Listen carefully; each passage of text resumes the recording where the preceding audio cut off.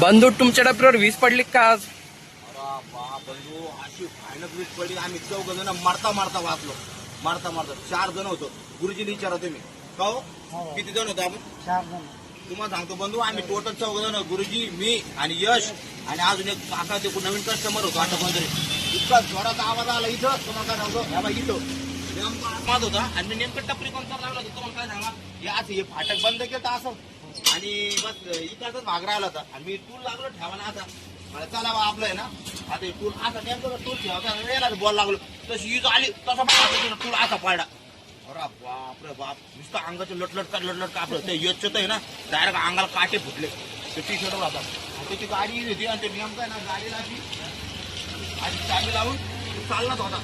ईद चमकलं तो असा पळत आला इकडे असा. अरे म्हणलं, अरे मी बी असं बाहेर झालो, हे बी झाले. आणि जिंदगीचं असं पहिल्यांदा घडं बरं का तुम्हाला सांगतो.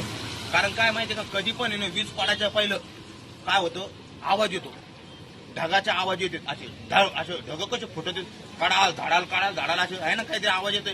किंवा मग चांगलं चक्री वादळ सुटतं किंवा पाऊस येतो, कोल्ड होतो, एकदम हलकं ऊन पडलेलं होतं, पुरा उजीड होता का नव्हता गुरुजी? काहीच नाही झालं, आहे ना, एकदम अचानकच आलं ते.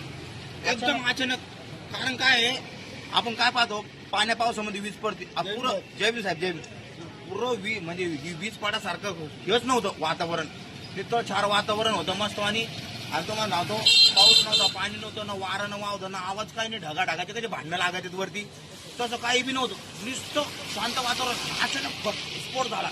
सगळ्यात पहिले तुम्हाला काय वाटतं माहिती का, खांबा आहे का, मला खांब्यावरती काय झालं, हे तारीचं शॉर्ट सर्किट झालं. काय का ना, मला 100% तारीचं शॉर्ट सर्किट झालं.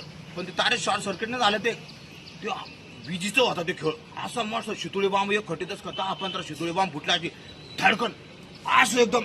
अरे बाप रे बाप. आणि आम्ही असं पळत सुटलो एकदम. मी इकडं असं दळलो, हे इकडं असे दळले, आणि यश इकडून घुसलं असं एकदम. काय सांगा तुम्हाला, मला तर असे थरथरी सुटले.